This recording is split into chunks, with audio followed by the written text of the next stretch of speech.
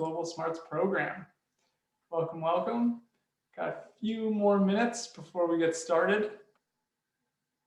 But thank you all for joining us today. I hope everybody who had a Thursday session today, hope I was with you guys today. Who else? JSU girls, I was not with you guys today, but I hope you guys had a great session. And St. Mary's, I was with you guys today. So great job, St. Mary's and Hope, if you're here. And congratulations to the JSU girls team for getting their first session under your belts as well. Well done. And again, good luck to all of our Friday groups going tomorrow. We have 10 groups as of right now. 7 of those groups have gone with their first session. 3 groups are still left. So great job to our 7 groups that have finished their first session, and good luck to our groups that are just starting their sessions tomorrow. Looks like we got more and more people coming in.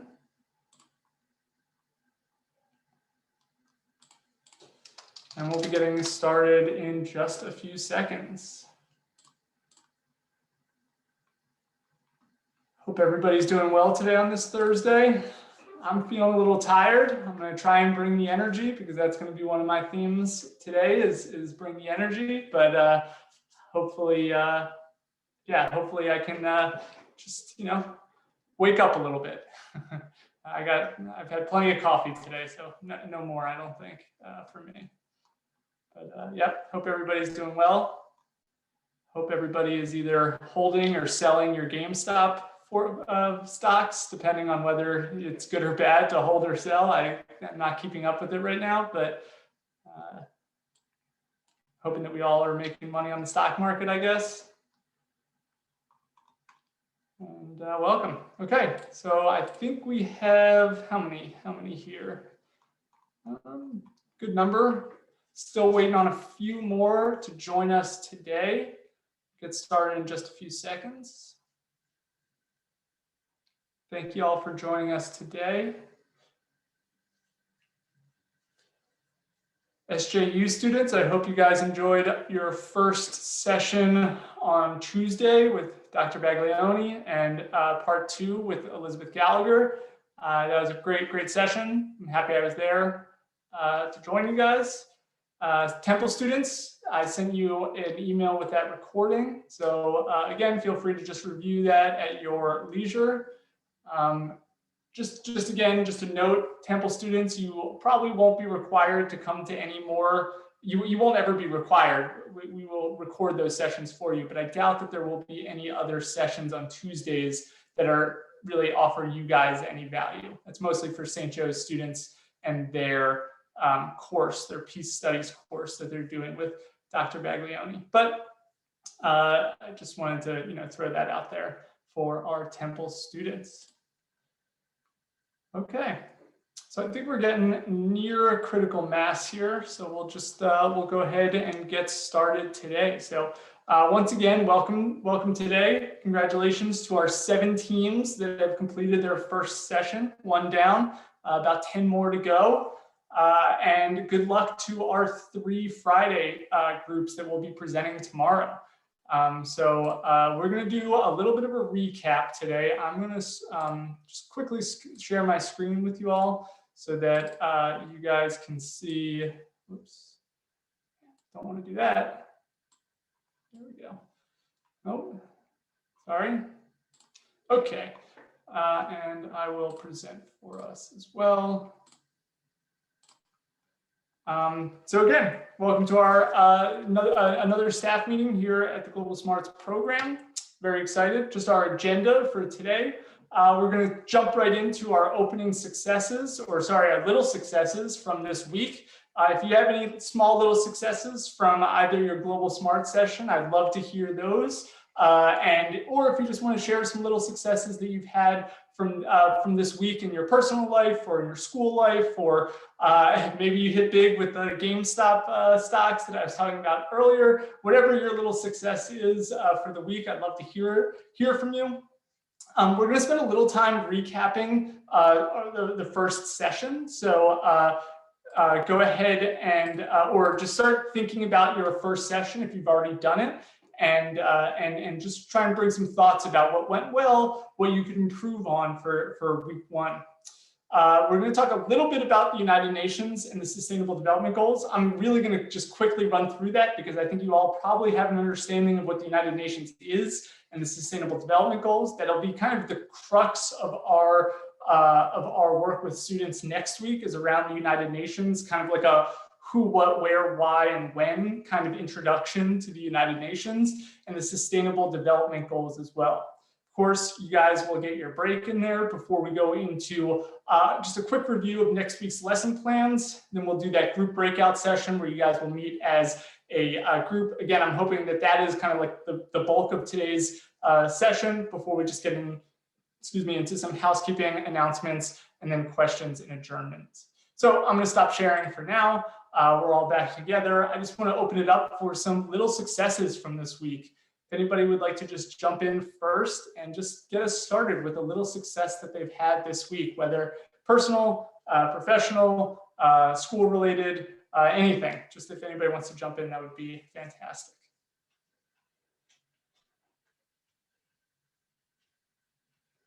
Any takers to go first?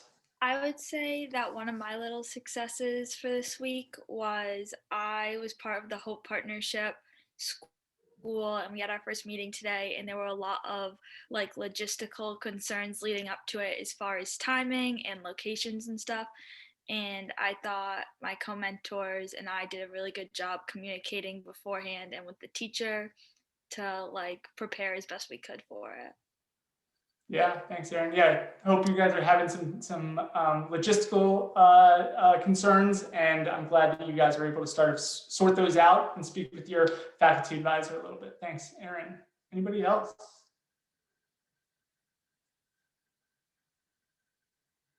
I'm working on a story for the newspaper, and I had 2 really good interviews, like back to back, which usually doesn't happen, and they were both very good. Nice, excellent. Excellent. I think we have a couple of newspaper writers or editors amongst our group here. So congratulations on securing those 2 interviews, Devin. That's fantastic. Anybody else? I guess I could say I found out of maybe a new internship possibility for the summer. So that was kind of exciting. Excellent. Yeah. We always encourage you guys to explore internships. Just a quick plug, the World Affairs Council does have summer and fall internships.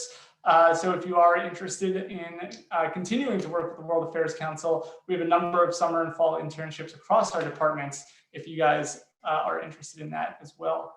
Thanks, Michael, for sharing about internships. Anybody else? I can share a success I think my group had with the Juniata Park Academy meeting yesterday, and that was students were a bit reluctant to participate, totally understandable, especially when it came to like speaking.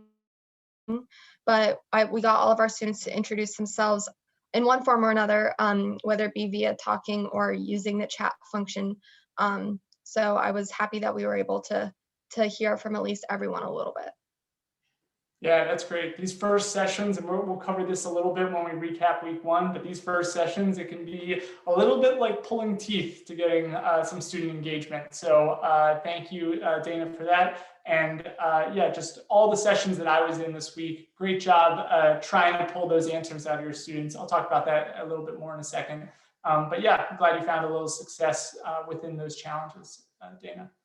Great job. Let's go with like 1 or 2 more. If anybody else has any little successes that they just want to jump in on.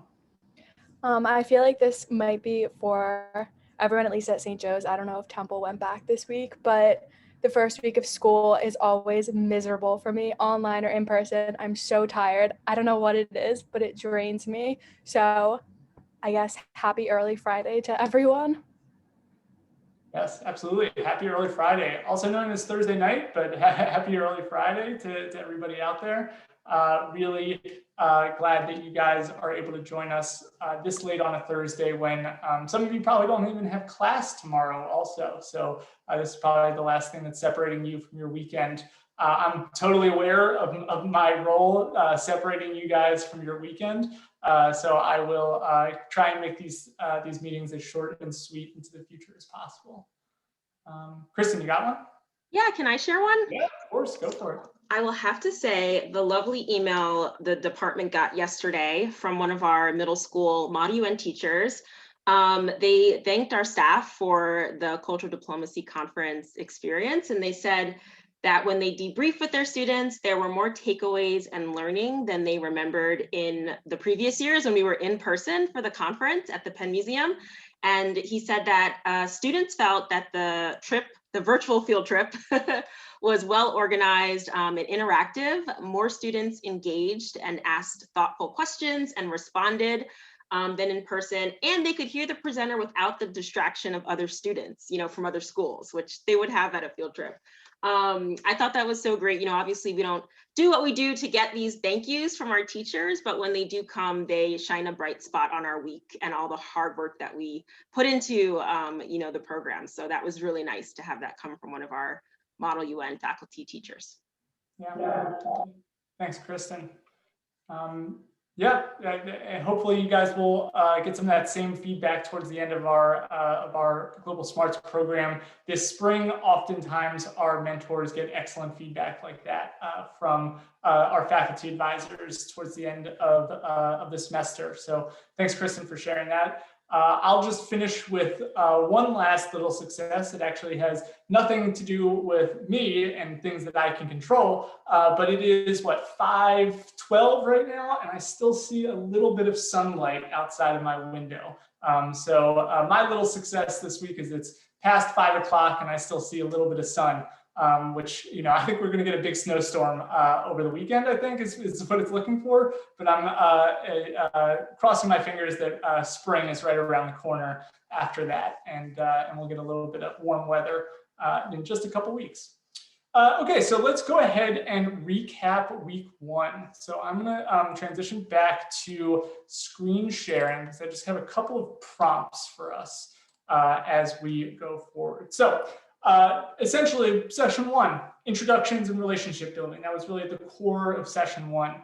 What went well and what could have been improved? You can speak of anything about the activities that you did, the Roots and Leaves activity, the Letter to Self activity, the Kahoot activity. I just want you to think about what went well and what could have been improved. So I'm going to stop sharing. You guys all know those prompts pretty easily, but if anybody wants to just queue in. I might popcorn around to different groups. I know that not every group has gone so far, has not had their first session. So if you don't have anything to bring to the table today, that's totally all right. But I'm just interested to hear from those groups that did have their sessions this week, what's something that went really well and what's something that could have been improved? So I guess for our group at the Chaumont School, in the beginning, most of the students didn't have their cameras on, so that was a little frustrating, but they overall participated and actually did do a really good job. So even though we couldn't really see them, it was still kind of, there was good effort involved, so. Yeah, that's good. That's an interesting challenge, is having, essentially teaching to somebody that you can't see is pretty challenging. So definitely that's something that can be improved, right? If they're become more comfortable using their cameras, but I'm still glad that you were able to get that engagement. Other groups, maybe outside of Chaumont, what went well and what could be improved for next week? I'm from the Hope group, and I think one thing that went well was the technology. Everything was running smoothly. The kids did have all their cameras on and were participating. I think that went well.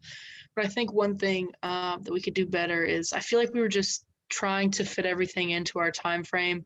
And so we didn't really get to know the kids as much as I would have liked. We could have had more open-ended questions and introductions for them. So that's something to look forward to in the future. Yeah, Hope, you did something really interesting, right? You guys created your own Kahoot, right? As a form of introduction to yourself and to the group. Is that right? Do you guys want to just quickly, take a couple seconds and describe what you did and why you chose that? Yeah, so we thought that we would do a Kahoot to try to find one, what the kids are interested in or like what they're passionate talking about, just because there is an age gap between us and like I'm not fluent in middle school pop culture right now. Like I felt very old trying to think about what those kids were into. So it kind of gave us a grasp on that. And I think some questions hit more than others. And we were really able to expand on things like sports and like Philly cheesesteaks, which was like kind of random. But like certain things they got really interested in and other things like kind of flopped or like weren't the best. But I think overall it was like a good way to feel out who was more outgoing and who was naturally more introverted. Yeah, I think it was a great way exactly to find out who was outgoing and who's a little bit more introverted. And you guys were also able to hit on like 12 topics really quickly, and 12 very distinct topics. So you did food and like TikTok influencers or whatever. That's the one that I felt really old at. I didn't recognize any of those names. Sorry about that. But you were able to kind of cover a broad range of topics to see what worked and what didn't work. So I thought that was a really strong idea from you guys. I know that the engagement maybe wasn't as much as you guys had wanted, but I thought the effort and the thought and the planning was really strong from that group. So great job from Hope there. Anybody else who had a session or one of the activities that you know, looking back on it, you would have tweaked a little bit if you had done it, if you could have done it differently, or something that you felt went really well with one of the activities? I found that the kids just like really enjoy Kahoot in general. So I think, oh, and I was at St. Mary's today. I think one thing that like I personally want to figure out is how to get the kids on Zoom as engaged as the ones in the classroom, because it's really hard to just try and like make sure that they're engaged. Because I don't know if it's that they want to be in the classroom too and they're kind of feeling bummed out, or it's just like a hard interface. So figuring out how to make them feel as included as the students in the classroom, because the kids in the classroom were like really just like hyped up, which was really nice, but you know. Yeah, Taylor, thank you. I think that that's a great point, and something that I'm going to touch on later is the hybrid model. It's going to be particularly challenging to some groups. I think those of you who are entirely virtual or your students are entirely virtual, they're all kind of in the same environment, usually at home or somewhere where it's, you know, just them and a screen. But with the hybrid model, some of you have like 12, 15 students in a classroom and then like a sprinkling of students virtually, and that can be pretty challenging. I would encourage you, and I think it was your group, St. Mary's, is that right, Taylor? I think it was your group that did a good job of, you know, calling on somebody or asking for somebody from the room and then asking for somebody from the virtual setting. And I think that that is a good kind of like ping-ponging back and forth between the two. I would encourage you, if anybody else is in that setting, that hybrid setting, to talk to the faculty advisor. Just grab them for a second and ask like, hey, what are some strategies that you've used to engage both the in-person group and the hybrid and the virtual group? And you know, talking with your teacher through some of those. And hopefully some of those will kind of solve them. So some of those issues will solve themselves, hopefully, as those students become a little bit more comfortable with you. Okay, great. Anybody else want to jump in? Anything that went well? Anything that could have gone better this week? I don't know if this really like pertains to what we're talking to, but it just popped in my head with the faculty advisors. I'm in Juniata Park, and the woman who is our faculty advisor was like absolutely amazing. And it was really nice having her there because we obviously don't have a relationship yet with the students in our class, so we can't really call on somebody if they're not participating. And she really got them engaged, like kind of, they have, I don't even know what they are. I don't know if anyone in my group knows, but she kept saying like dojo points, like whoever raises their hand first will get dojo points.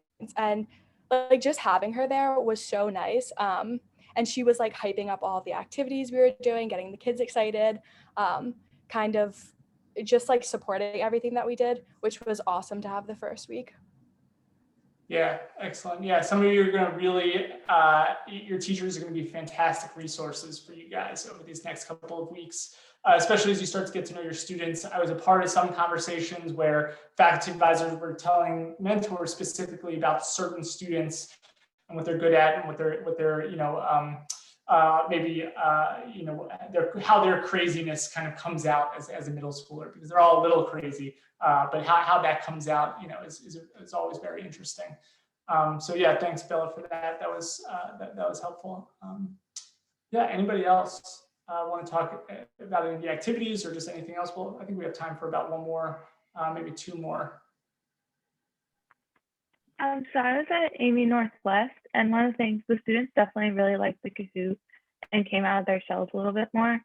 One of the things that I think we're gonna have to keep in mind in the future at that school is we have a lot of I think numbers that are gonna change, because they up the number a lot to 20 from the 12 students it was supposed to be, but then only 12 actually showed up. And the teacher told us afterwards that there's kids that maybe won't show up for 2 weeks and then will come. So I think that's gonna have to be something we'll adapt to, kids that maybe coming in and out with the virtual setting, not everyone's able to attend. Yeah, absolutely, Katie, thanks. Flexibility, again, the name of the game here. Students are going to be absent, probably more this year than in the past. They're going to have tech issues connecting if they're virtual. They're going to have various reasons why they're going to be out of school. So maintaining flexibility, especially within your lesson plan and your goals as an educator, is going to be really important this year. So yeah, thanks for that, Katie. Anybody else? Any last groups that want to just throw out something that went well, or if anybody else has any ideas on how to help any of these mentors who have said something that might be a challenge for them. If you guys have any ideas, learning from each other is going to be a really important aspect of this program as well. So if anybody has any thoughts that they want to add, or just another instance of something going well or a challenge for them, feel free to just jump in.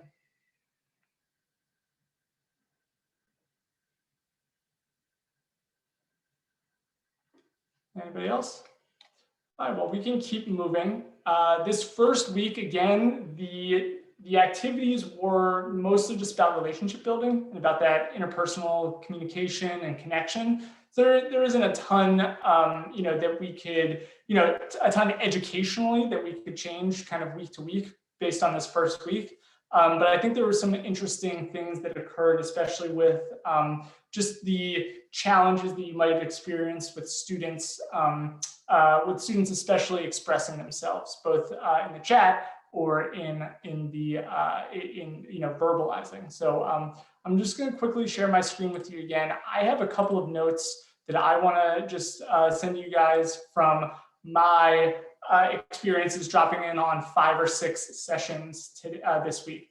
First of all of the sessions that I jumped in on this week, you guys had great first sessions for very different reasons. Each of you had really good sessions. A lot of you were experiencing a fair amount of student hesitancy or quietness. That will develop. Trust me on that. You're just going to have to kind of trust me and Kristen, people who have seen this program and run this program for years. It's not uncommon to have this amount of student quietness in these first initial sessions. Now, there are challenges this year that are different than in previous years. It's a little bit easier for students to hide. It's a little bit easier for students to have their cameras off or their mics muted. Obviously, in person, you can't mute your camera or mute your mic. So, there will be some barriers there, but just because your students were a little bit hesitant this week, I promise you that will kind of build week to week, and you'll start experiencing students kind of come along. Again, this kind of mantra that I have is focus on what you can control, right? Bring the energy as much as you possibly can to your students. Try and limit the amount of times where you have just long periods of silence. Because that'll kind of, it's harder for students to kind of break that silence if it's kind of an extended silence. You can take a note from me if you need to. Partially because I don't really like, awkward silences, but also partially because it's easier to keep attention if you kind of keep things flowing as much as possible. Don't try and resist having those long stretches of silence, and try and fill that time with anything. Just, keep talking essentially, and try and bring as much energy as you possibly can. One tip, I think, especially early on those Monday and Tuesday sessions, I saw a lot of students kind of defaulting to the chat when they could verbalize. I encourage you guys to try and have students verbalize to the best of your ability rather than use the chat. If you're having trouble with students engaging at all, the chat is obviously a great first step for them. And then having them kind of step 2 being to verbalize. If you're noticing that students are in the chat, feel free to pose them questions. So if the question is, what's your favorite breakfast food? And they say pancakes, feel free to ping them with a question. Why are pancakes? Why not waffles? Waffles and pancakes are pretty much the same thing, right? Why do you say that? And hopefully that will allow them the ability or the opportunity to start verbalizing rather than just relying on the chat. So again, if needed, chat is better than silence, of course, but verbalizing is better than the chat. I break this rule all the time, and so maybe I'm not the best person to speak on this, but if you're speaking for more than like 3 minutes straight, consider rethinking how you're going to incorporate student voices as much as possible.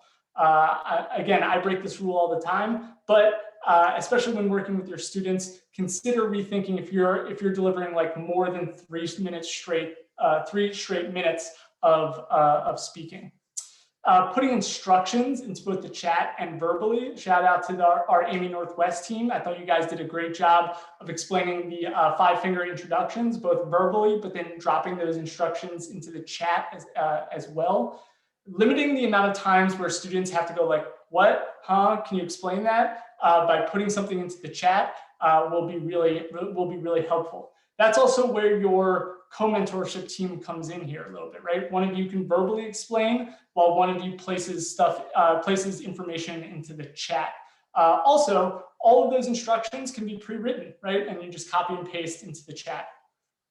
Calling on students directly, forcing them to verbalize. This is something that I hesitate to say because it's kind of group specific and you don't want to make students uncomfortable, but eventually having students kind of being forced to verbalize might be another way to kind of break them out of their shell. Student A, John, tell me why you think, pancakes are better than waffles. Student B, Jane, tell me why you disagree with that. Why do you think that waffles are better than pancakes? I would encourage you to check with your teacher before you start employing that technique. Or, how can you work with your teacher for them to call on students for you if they feel comfortable with that, if you've got that type of relationship with your faculty advisor.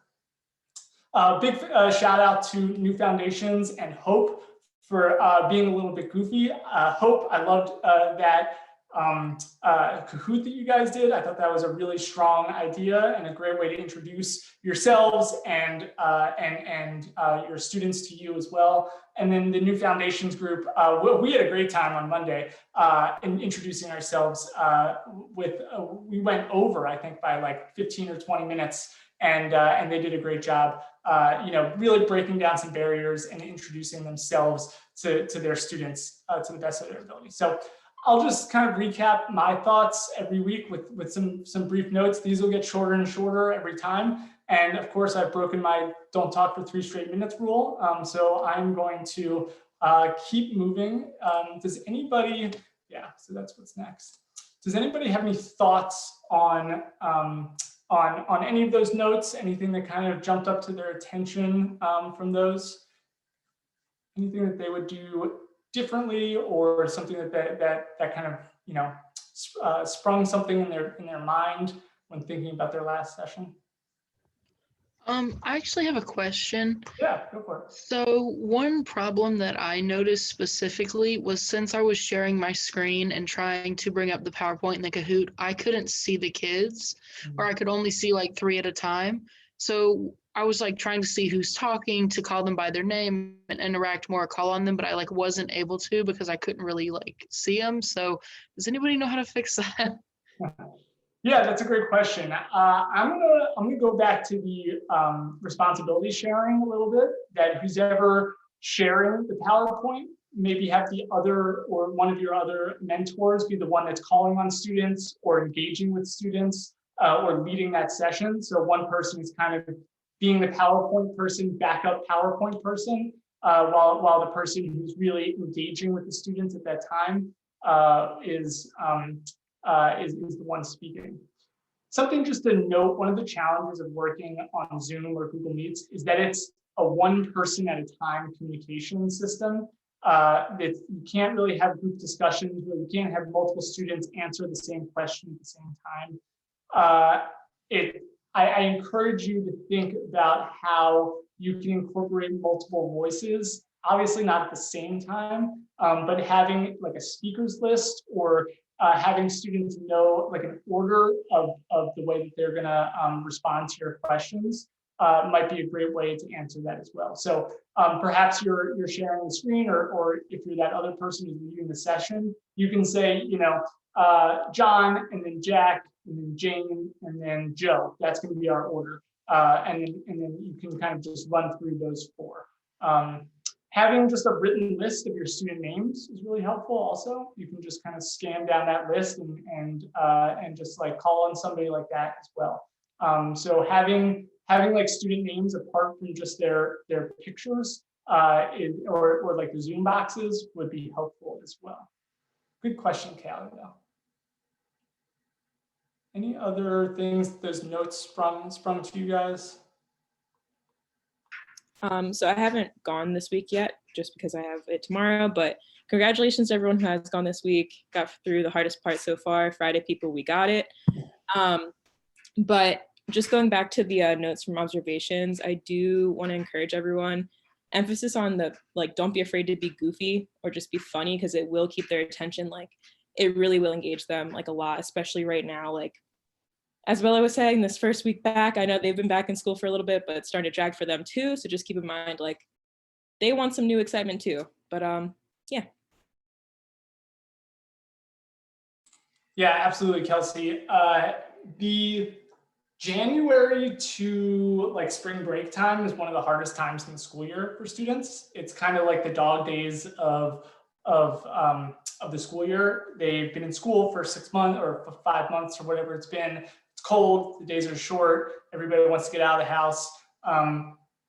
Bring that energy, bring that goofiness. You guys are a new element that is dropped into their schools. They're literally parachuted via computers into their schools. It's a great way to reset their energy and kind of just have them experience something that's outside of their teachers, going through textbooks all the time. So yeah, Kelsey, great advice. And great job everybody who's gone so far this week, and good luck to everybody who's going on Friday. Anybody else before we keep it moving?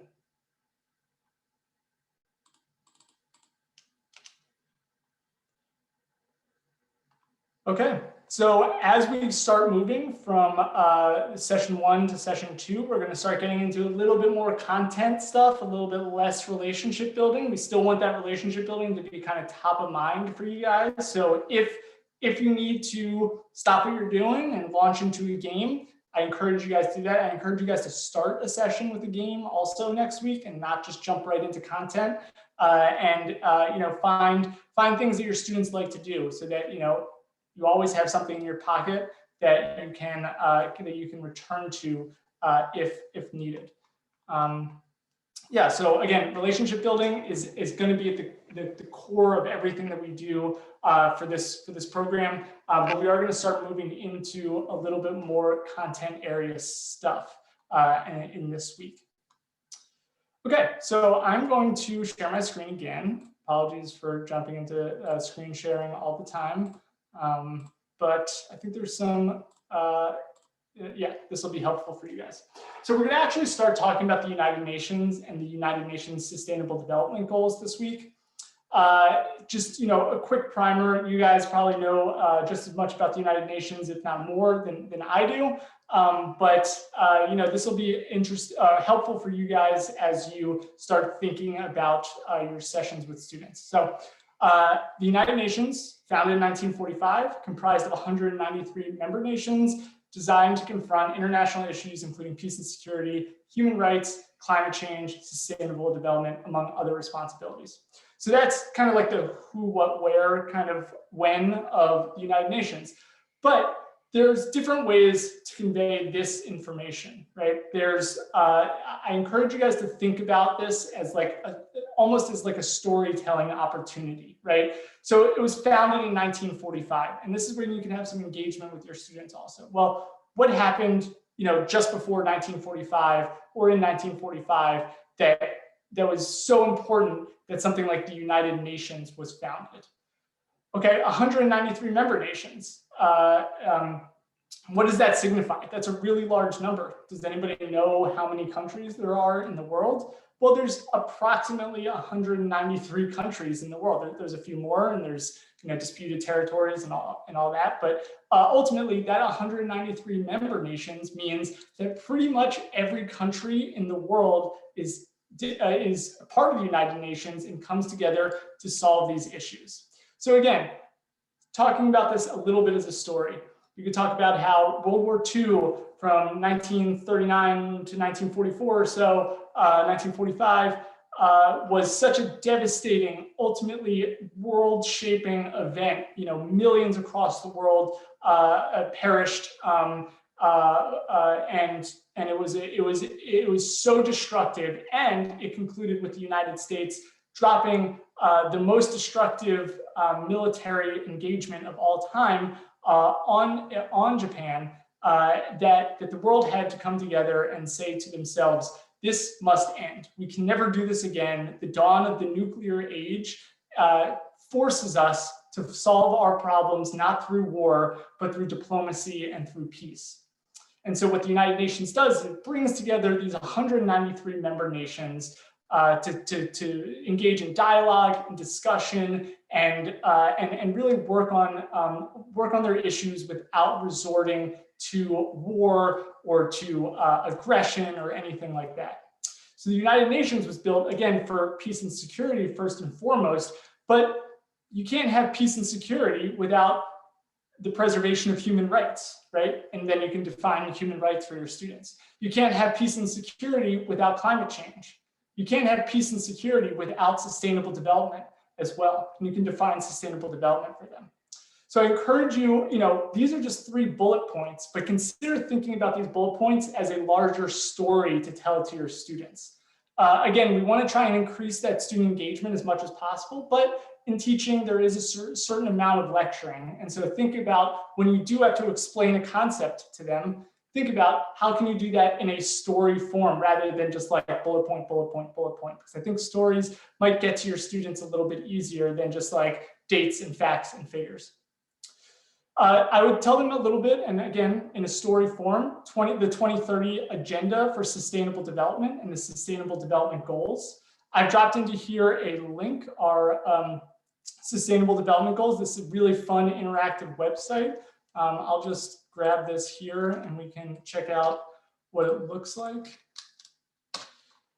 So this is a great description of the Sustainable Development Goals and what the actual goals are. And so there's really good information that kind of summarizes it, the different targets that you'll see, and different things that students can relate with their Sustainable Development Goals. So this is something that you could drop into the chat and have students kind of engage with themselves. There's really good ones. Obviously, ours is our Sustainable Development Goal that we're studying this year is ensuring healthy lives and promoting well-being for all. And then there's really interesting, when you click more information, there's really interesting facts and figures, actually pre and post-COVID figures, which are really interesting. It gives a huge, kind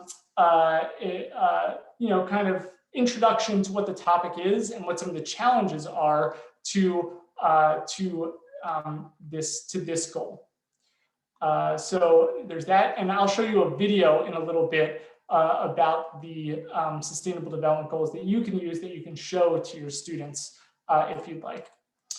So again, next week's lesson is all about the United Nations and Sustainable Development Goals. You don't have to memorize them. Don't worry, nobody's memorized the 17 Sustainable Development Goals, or at least I haven't. But you should familiarize yourself with the United Nations and with the Sustainable Development Goals so that you can, talk with some level of understanding about the Sustainable Development Goals.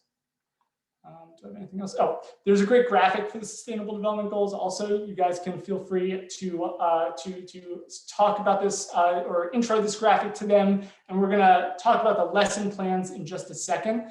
And there's a good part of our lesson plan will actually work around these Sustainable Development Goals themselves. Okay. Anything before we keep moving about the Sustainable Development Goals? Anything there that you guys have any questions about?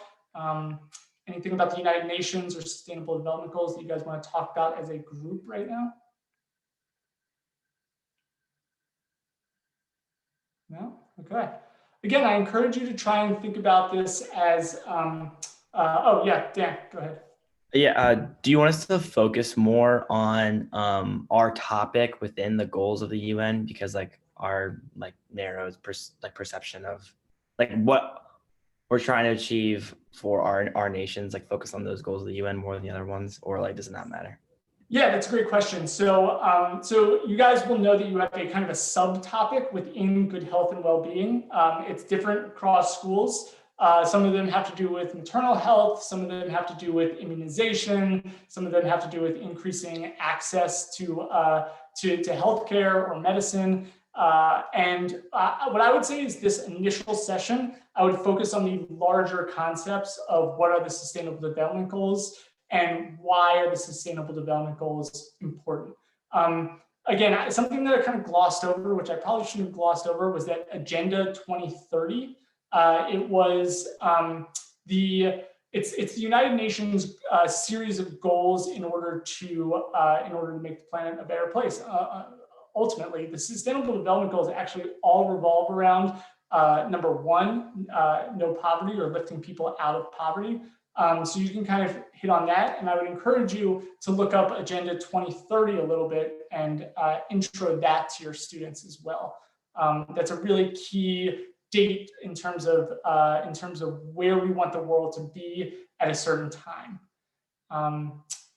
Yeah, so are there any other questions? Because I actually want to move into our lesson plan, because our lesson plan is going to kind of piggyback right off of where I am now. But does anybody have anything else before we move on? Okay, I'm going to drop into the chat 2 items. We've got our weekly worksheets for students to work on. So this is the first item in the chat is the worksheet for students. So you can go ahead and click on that and download that if you need to, or you could just have that link pinned somewhere. And then the second link in the chat is going to be our lesson plan for the week. So you can open up both side by side if you'd like. Just give everybody a second to look at that, click on those links. Okay, so we'll start with the lesson plan, and I'm actually gonna. I don't need to share. You guys are with me on this. So just have that Global Smarts Mentoring Program lesson plan up and in front of you. You'll see that our goals and objectives for this week are more relationship building and then learning about the United Nations and the Sustainable Development Goals. So just as some preparation, you guys should research just a little bit about the UN and the Sustainable Development Goals, and as a group, kind of have an understanding of how you're going to approach this week with your Sustainable Development Goals and UN introduction. So just the first part of this is collecting letters. If anybody assigned those letters to self, make sure you collect those and so that you can return them later on. I encourage you guys to do an intro game to start. something to get your kids kind of, talking, energized, and something that you can, have students, engage with before you start getting into the meat of the program. And then we have a couple of activities here. We have activity 1, 2, 3, and 4 that you guys can use. Notice that I didn't star any of them. I didn't want to highlight any of these in particular that are more important than others. I think that each and every one of them can and could be used really effectively. But I think that that it's important that you guys are able to kind of pick and choose which ones you think would be best for your students. Personally, I think activity 1 is the most important as a United Nations overview. And activity 3 is particularly important also. But activity 1 corresponds directly to the activity 1 in your student worksheet packet, so that other link that I dropped in. So you'll see that, that there's essentially a box on the left and a box on the right, and you can go through what the United Nations is, its goals, and how does it work and the structure of it by having students help fill in this document on the left. Obviously, this is not something that they will have directly in front of them. This is something that you can project or screen share and then have students write separately on a piece of paper. That's definitely something that you can do. Or you could have students just kind of follow along with you. Either way, I encourage you to have them, always write and work on this as much as possible, using their own handwriting or typing if needed. Again, this is a great opportunity to go through the story of the UN as much as possible here. In the bottom right, you can have students kind of talk about a little bit about what they would like to know with the United Nations. I think this is actually going to be easier for me if I screen share with you guys. I'm sorry to take over your screens again, but I want to be able to flip back and forth between the two, and I think it would be easier for me to flip back and forth between the two sheets if I'm in control. So again, apologies that I'm taking over your screen. But activity 1, again, goes with that lesson there. So go through each sentence and have students raise their hands if they know the answer. Take your time, explain terms, and tell a story. Really try and get to the heart of the UN, the who, what, where, why, and when of the United Nations. Activity 2 is UN parts. It is more of a like fill in the blank with a word bank on the left-hand side and then prompts on the right-hand side. So what I would do is I would encourage you to read the prompts on the right-hand side and then find the appropriate UN part on the left-hand side. Obviously, you guys won't have like defined all of these terms for them. Kind of the definition is on the right and you have to match it to the word on the left. But I would encourage you to try and make it as interactive as possible. Have students try and guess or maybe do some sort of polling feature so that you can try and get a sense of what your students think before just giving them the answers. Ultimately, they're probably not going to know exactly what what UNESCO is or the Security Council or the General Assembly, and that's a good opportunity for you to kind of intro those topics to them here. And it never hurts to have them engage with you in some sort of guessing game or something like that. Excuse me. Activity 3 is fighting poverty, the Sustainable Development Goals. So just going back to here. Oh, sorry, there's a little intro discussion here.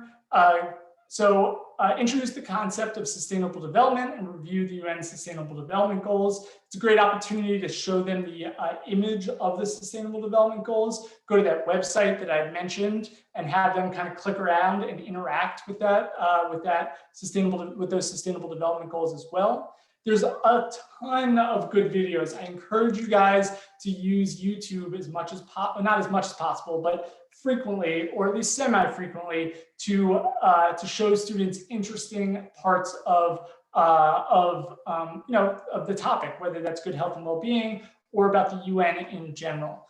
So here's just a really good video I found. It's 3 minutes and 30 seconds. There might be some audio issues here, so I'm not actually going to play it for you guys, but it's a really good and short video. And I encourage you guys to use this as kind of a introduction to the Sustainable Development Goals. There's a lot of familiar faces in this video as well. You'll see Malala Yousafzai, you'll see Barack Obama, you'll see Pope Francis, people that your students may know and be able to engage with. So just again, a good opportunity. Whoops, did I close out another one? I might have. A good opportunity to engage with your students on just kind of an intro to what the Sustainable Development Goals are. So I accidentally closed out of my other tab, so I got to open that up again. Sorry. Our lesson plan here. Okay. Back online here. Can I dive in with a quick question, Aaron? Yeah, please. I noticed, and I'm not sure if we had the chance to do this last week, but some of the worksheets have questions, right? And I don't know how easy it is for the mentors to sometimes know what the answers are. I know sometimes they're obvious, but other times it's like, well, it could be this or it could be that. I don't know if we can actually take the time to go through so they know, and they're not trying to guess what the answers are during their sessions. Yeah, sure. Well, let's go through it together. So I'm gonna stop sharing and let's all just kind of meet on activity 1 here in that gray box. If you guys want, you can jot down the answers to these kind of as we go. I'm interested actually, Kristen, now that you brought this up, how much do you guys know about the United Nations? It's an interesting question, actually. I kind of just assumed we've got a lot of global studies, a lot of IR people here, so I just kind of assumed, but maybe we should go through it a little bit. So the United Nations is an international organization that was created in blank. Anybody? Little short-term memory here. Does anybody remember? I believe 1945. 1945. Great job, Liz Sweeney. If I was in class, I'd be throwing you a piece of candy. That's what we would have done in person in the past.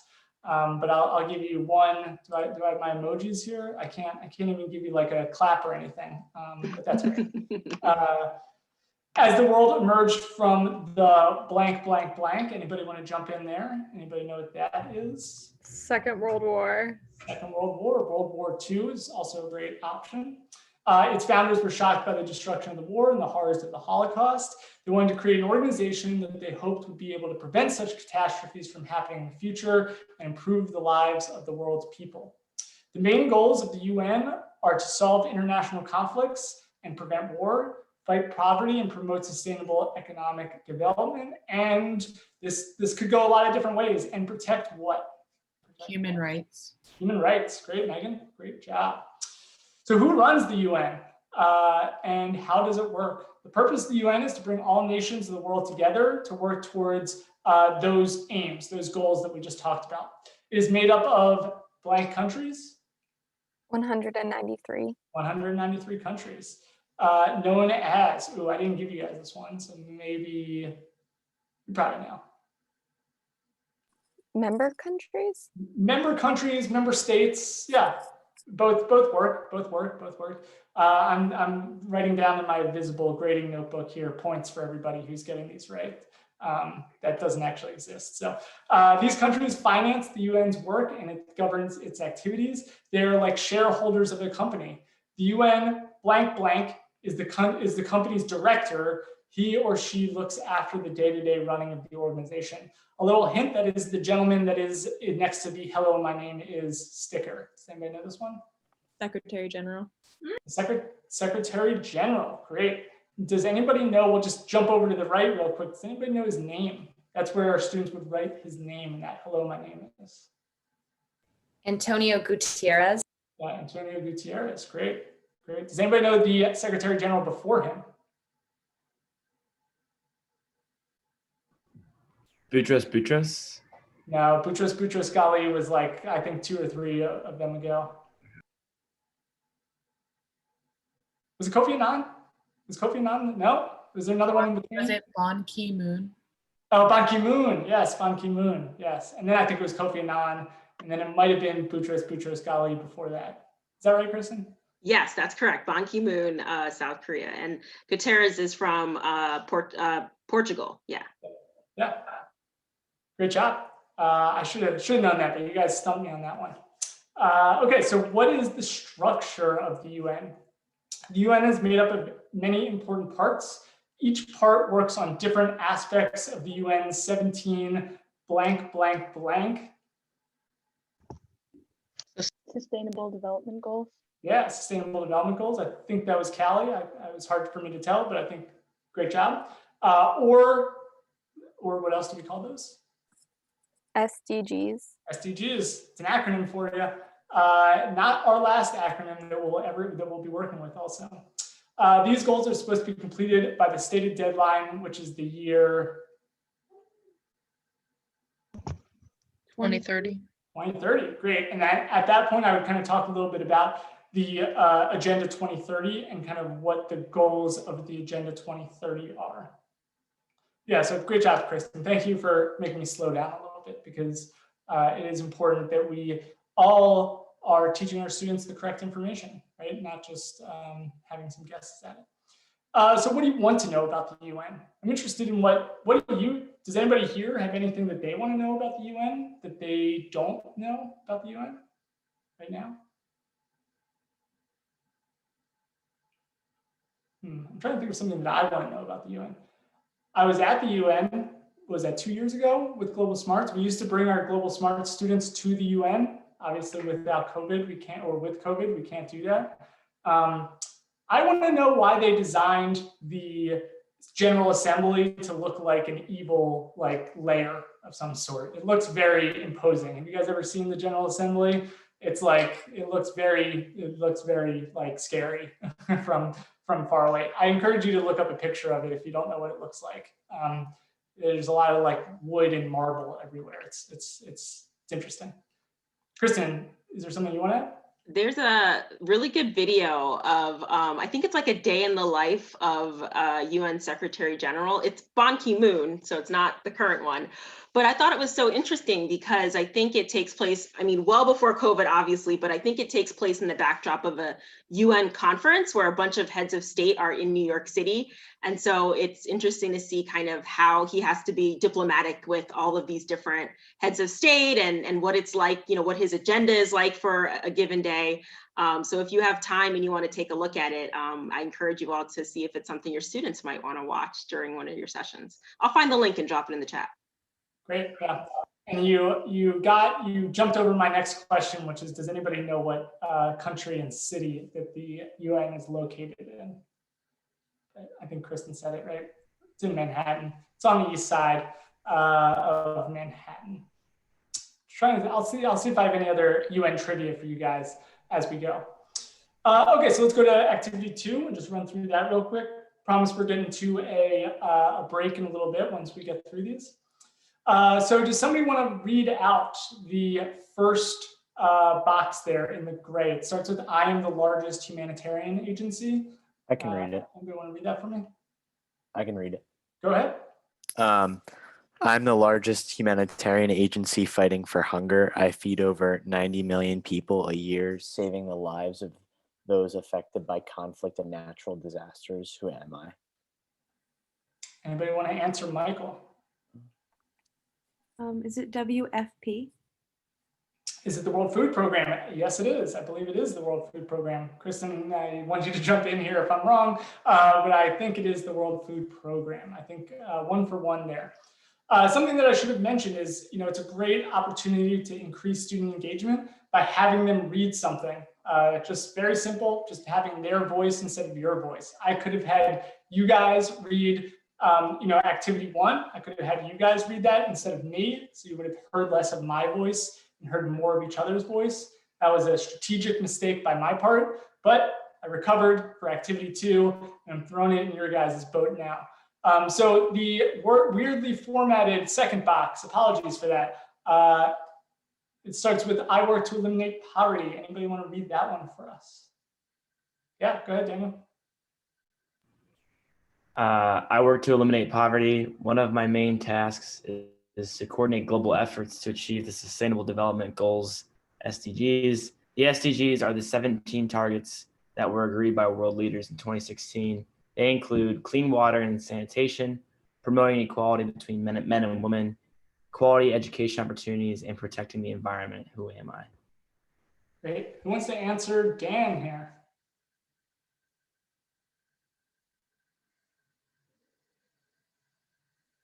Any takers? Any takers? Is it the UN Development Program? Is it the UN Development Program? I don't think it is the UN Development Program. Is it, Kristen? I had a different one circled, but hopefully I'm not wrong about this.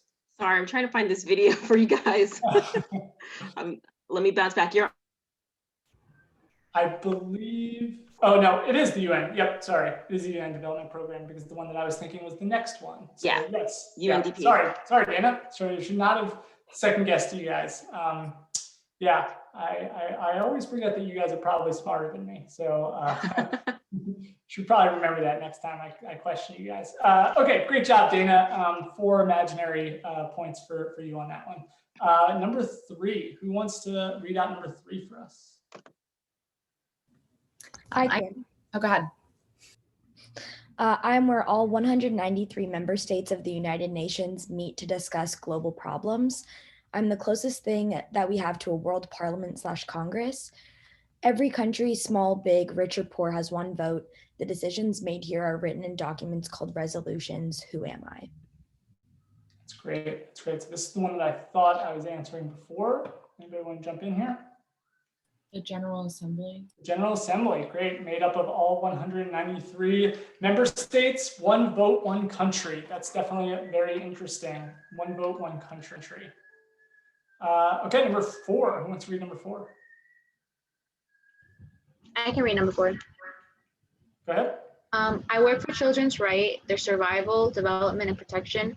I work to ensure all children everywhere in the world enjoy the same human rights. I focus on ensuring children have access to education and healthcare and making sure that they are free from problems such as child labor, abuse, and neglect. Who am I? Great. UNICEF. UNICEF, great, great, Liz. Do people or do kids still collect coins in little UNICEF boxes, or is that like a relic of the past? Yeah, people still do that? Oh, that's great, fantastic. Was hoping I wasn't dating myself there.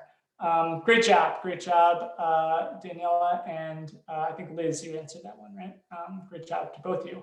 Number 5, everybody kind of get a little bit closer to their screens to read that one. And who wants to read out number 5 for us?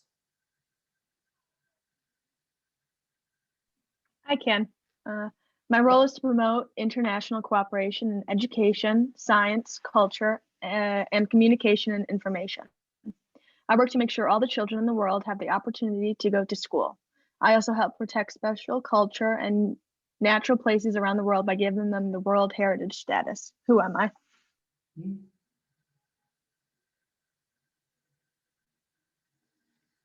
Anyone know this one? UNESCO. Yeah, UNESCO. Great job. Yeah. It kind of says it right there in the title, but that's good. Just a quick quiz for you. Can anybody name a UNESCO World Heritage Site? Does anybody know a UNESCO World Heritage Site? Isn't Yellowstone one? Oh man, probably. I should I don't know all of them, so I shouldn't have asked that question without having a list in front of me. I bet Yellowstone's one of them. I think the pyramids are there. I think the Eiffel Tower is there. I think there's a bunch more.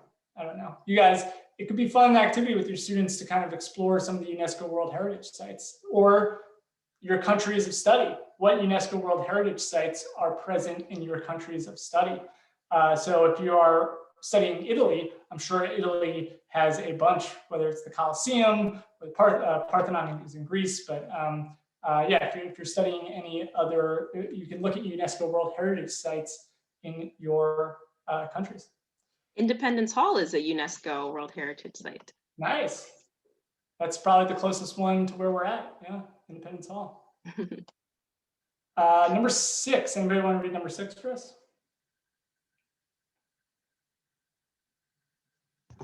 I can. Okay. I am the authority on matters of global health and work to ensure all people are free from preventable diseases like malaria and HIV/AIDS. I work to strengthen healthcare systems in every country so that all citizens can stay healthy and live longer, happier lives. Who am I? Who is Callie? Callie is the WHO.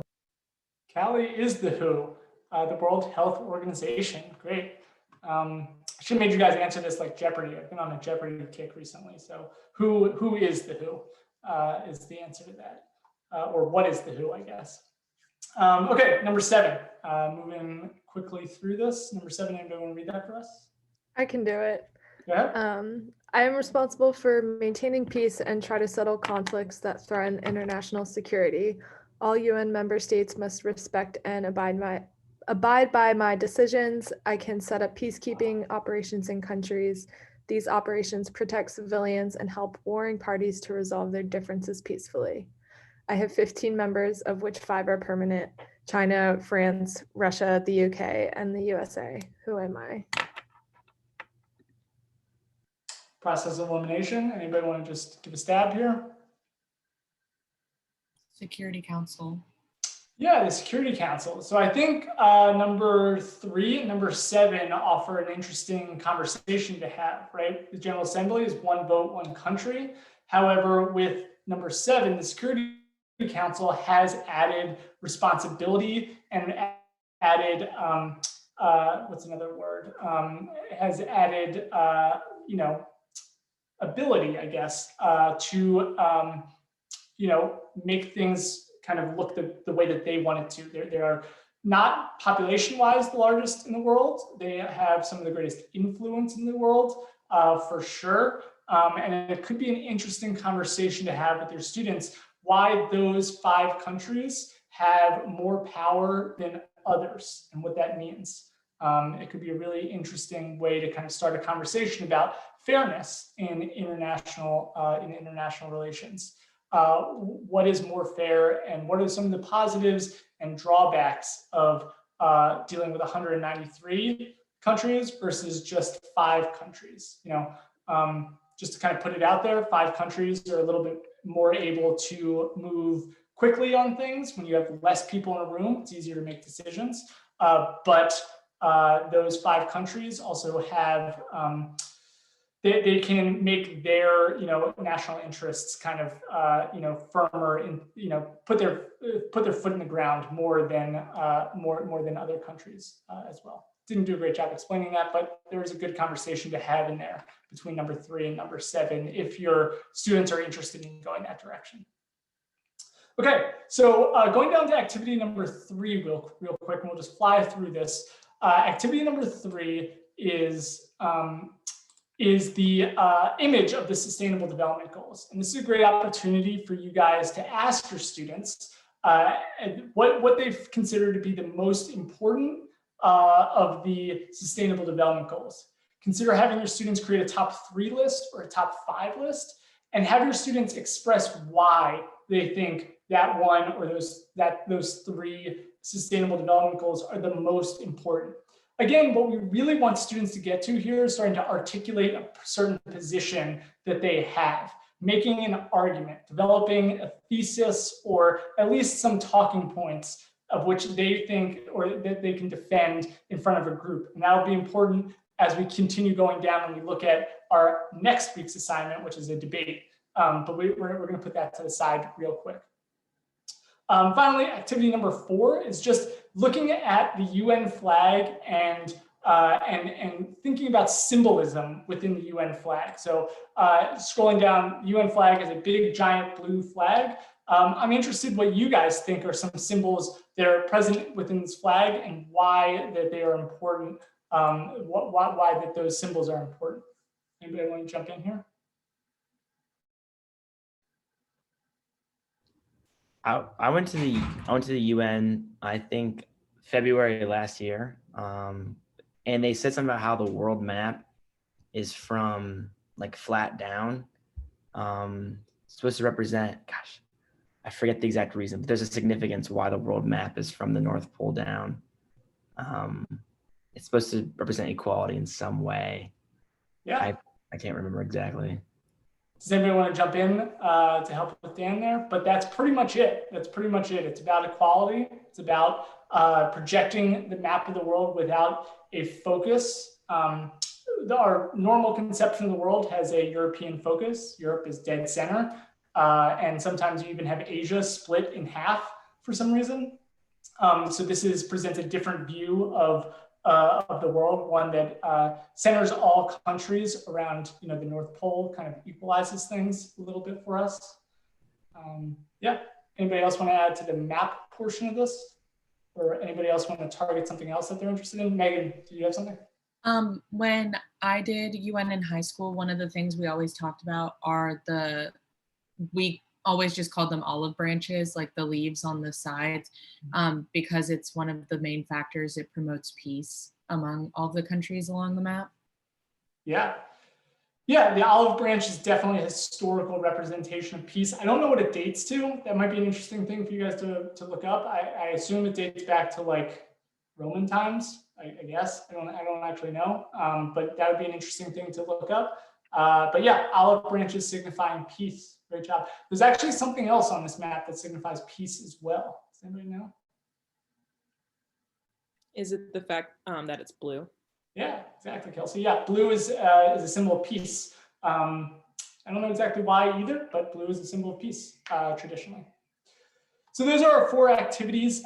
Again, I really like number 3 a lot because it has students kind of develop a point or develop a argument for what they believe are the most important SDGs to them. It starts talking, you can kind of have them talk a little bit about their perceptions of things, their feelings towards things. If a student really, highlights gender equality, that's definitely, if that's their number 1 thing is gender equality, that speaks to who they are as a person. And all of these speak eventually to who you are as a person. But it might, just signify a little bit about who they are, and maybe you can generate a little bit of a discussion based on what they feel is the most important SDG to them. So I would highlight for you guys, activity 3 and activity 1 are the ones that I feel are kind of the most interesting and offer the most amount right away.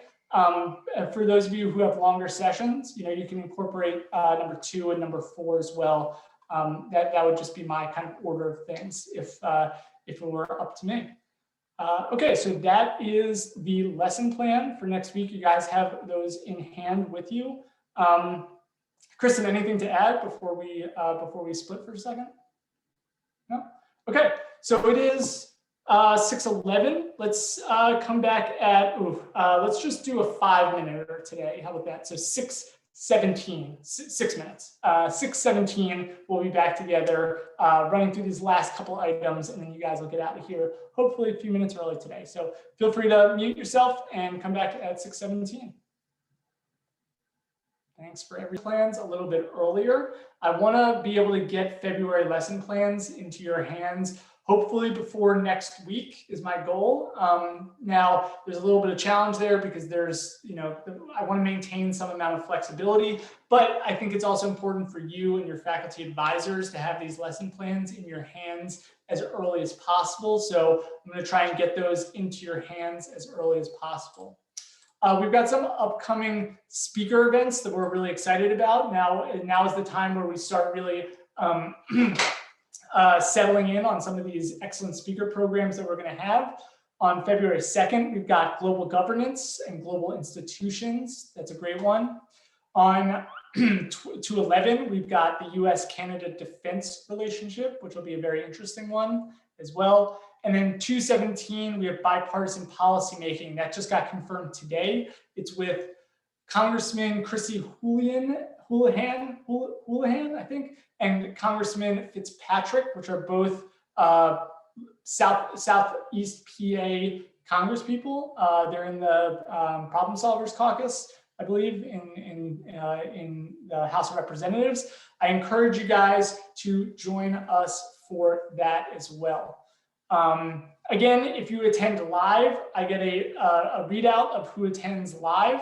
If you do not attend live, but you want to watch them, we can provide links to YouTube videos that you can watch.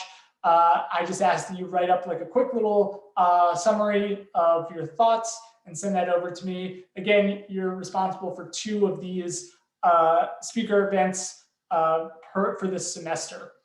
On 2/24, we've got our Black Lives Matter at home and abroad. Again, that's more for our high school audience, but might be really interesting for you guys as well. We encourage you guys to enjoy that program as well.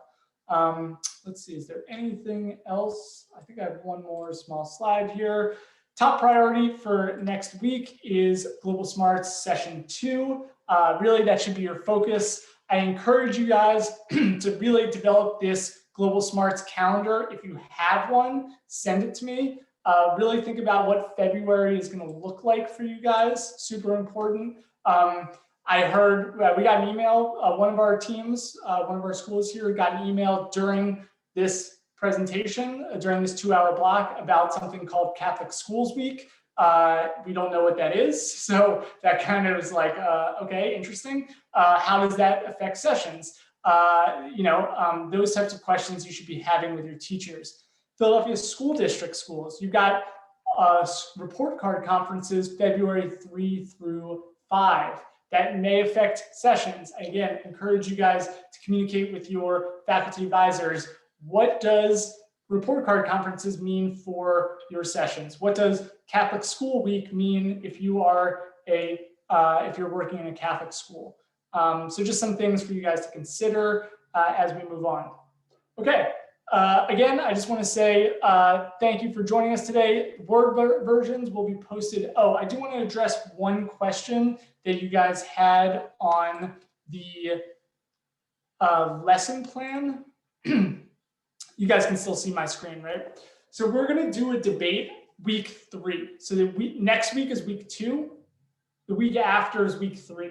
But what we want you to do is by the end of your second session, so the end of your session next week, to inform your students that they will be in a debate the following week, and to separate your students into 2 teams based on whatever you're debating. The prompt that we have is the United Nations effective or not? However, I want you to really think of whether that's a good prompt for your students at this time or not. Do you have to do something that's a little bit more, fun or engaging or interactive for their level right now? So I just threw in some examples. It's always going to be a 2-sided debate. We want students to be either for or against something in this debate. So they have to choose between 2 things. So it's not like, what's the best movie ever? Debate that. It's what's more delicious, ice cream or water ice? What's better, Marvel or DC?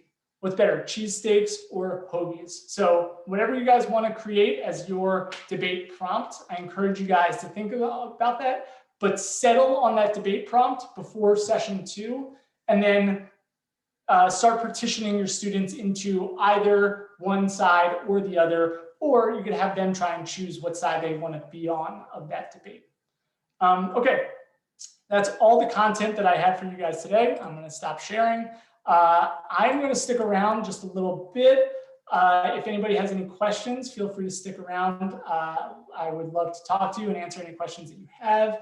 If not, just want to say thank you again. Friday schools, good luck with your work tomorrow. Monday through Thursday schools, great job on your first week. Super excited to see you guys in action again next week for those schools that I didn't see this week. Really happy with how things are going so far, and really just thrilled that you guys are carving out some time in your semester to work with these students. Again, that's the most critical part about this, putting our students first and remembering that we're just trying to provide them with a little bit of an opportunity to engage with people outside of their normal sphere in this really challenging time. So thanks again for everybody. If you don't have anything for me, feel free to log off. Take care. If you want to stick around, feel free to do so. But take care, guys. And I'll see you again soon. Thank you. Thank you. Take care. Thank you. Cool. Do we have one